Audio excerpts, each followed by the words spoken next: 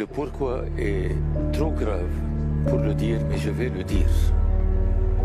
Il s'agit pour Israël de survivre à un monde arabe qu'il faut à tout prix détruire. Il s'agit pour l'Occident de réparer son complexe de culpabilité par rapport à l'antisémitisme qu'il a cultivé pendant 1700 ans en Occident, pour que ce complexe de culpabilité se répare par tout ce qu'on peut offrir à Israël. Le meilleur de ce que souhaite Israël, c'est la destruction du monde arabe. Et cela a été écrit, explicitement écrit, dans une revue israélienne qui s'appelle Kevonim, au mois de février 1982.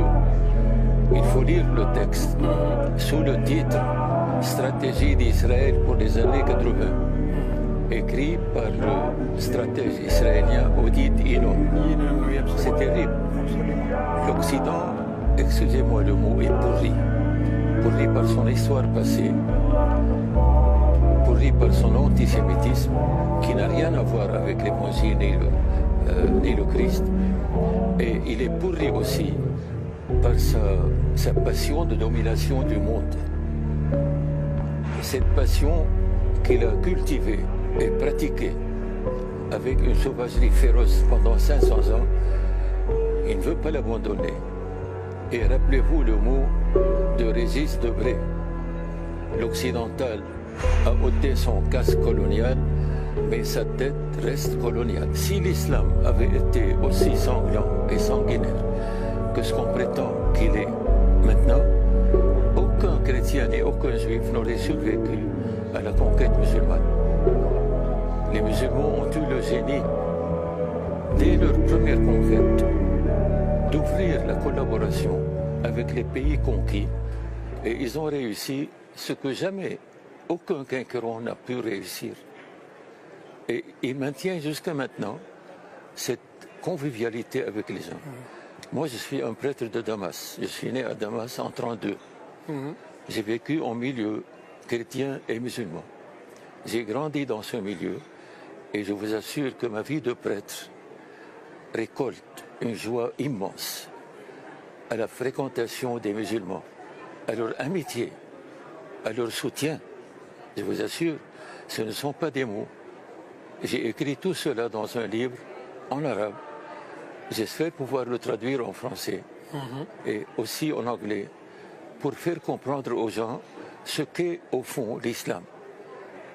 L'islam est une religion que les musulmans pratiquent avec beaucoup de respect, mais quand ils voient en face d'eux un homme qui les respecte, je dirais ils le dépassent en respect et en amour et en service. L'islam de l'Occident n'a rien à voir avec l'islam. Les Occidentaux, vous avez eu malheureusement le génie de créer une société musulmane à l'intérieur de vos sociétés occidentales, une société refermée sur elle-même. Vous ne lui avez pas donné la possibilité de s'intégrer, de vivre avec vous comme partie prenante de vous. Vous les avez laissés faire les travaux que vos concitoyens répugnaient à faire, et avec le temps, ces sociétés musulmanes refermées sur elles-mêmes, alourdies par un complexe d'infériorité, restent comme une bombe à retardement. Et ce que l'Occident a créé aujourd'hui de toutes pièces, comme je l'ai dit hier, de ce qu'ils appellent le terrorisme musulman, c'est une fabrication strictement occidentale que l'islam n'a pas connue. Et c'est une fabrication qui risque de rejaillir et qui déjà a rejailli sur la société occidentale. C'est un djihad fabriqué par l'Occident pour soi-disant mater le Proche-Orient, le réduire à un état de tribus qui s'entretuent sans plus, mais on a l'impression que cet Occident qui en fait a propagé l'idée de liberté à partir de la Révolution française, il faut bien le reconnaître, voyez, a perdu maintenant toute notion de liberté.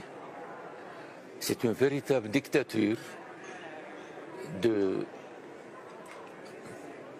de slogans qu'il faut à tout prix accepter, ne pas discuter, sinon vous êtes écarté.